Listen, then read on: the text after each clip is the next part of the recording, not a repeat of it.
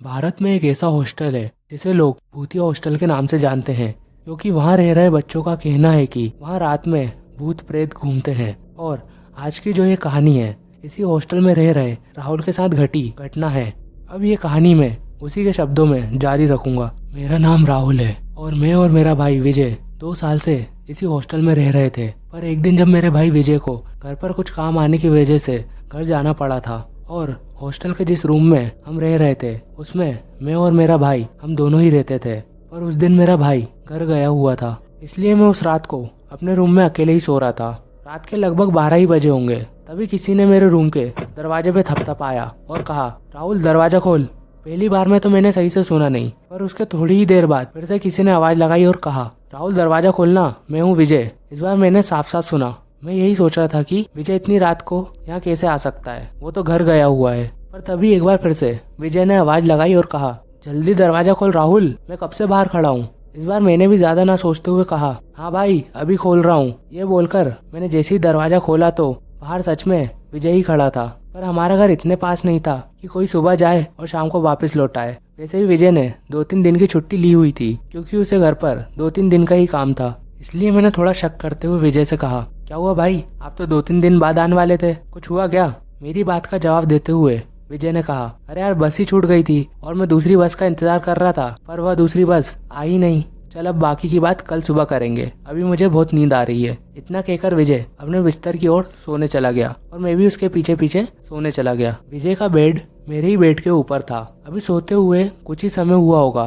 तभी मुझे ऐसा लगने लगा कि कोई मेरे सामने खड़ा हो। मैंने एकदम से आंखें खोलकर देखा तो मेरे सामने कोई और नहीं बल्कि विजय ही खड़ा था। मैंने विजय को ऐसा खड़ा हुआ देखा तो कहा, क्या हुआ भाई, अभी तक सोए नहीं। फिर उसने मेरी बात का जवाब देते हुए कहा, यार पता नहीं, आज थोड़ा डर सा लग रहा है, इसलिए मैं तेरे साथ ही सोऊंगा। मैंने भी सोचा कि इतनी रात को इतनी दूर से आया है, शायद इसलिए डर लग रहा हो, इसलिए मैंने विजय को अपने ही साथ सोने दिया। सोते हुए अभी कुछ ही देर हुई होगी, तभी मुझे ऐसा लगने लगा कि कोई मेरे गले पर हाथ फेर रहा हो। पहले तो मैंने इस बात पर ज्यादा ध्यान नहीं दिया, पर लगातार हाथ फेरने की वजह से मेरी नींद टूट गई और मुझे ऐसा लगा कि विजय हाथ फेर रहा है। इसलिए मैं उसे मना करने के लिए उसकी ओर पलटा और जैसे ही उसकी ओर देखा तो जैसे मेरा खून जम सा गया हो और साथ ही मेरे दिल की धड़कन अपनी दुगनी रफ्तार से चलने लगी, क्योंकि मैंने देखा विजय की जगह पर एक बड़ा ही भयानक सा आदमी लेटा हुआ है, जिसका पूरा चेहरा जला हुआ था। उसका चेहरा देखते ही मेरे मुंह से एक बड़ी ही जोरदार चीख निकली और मेरी चीख निकलने के कुछ समय बाद ही पूरे कॉरिडोर की लाइट जल गई और लाइट जलते ही वो आदमी भी पता नहीं कहाँ गायब हो गया। और फिर उसके बाद हॉस्टल के सभी लोग मुझसे आकर पूछने लगे कि क्या हुआ।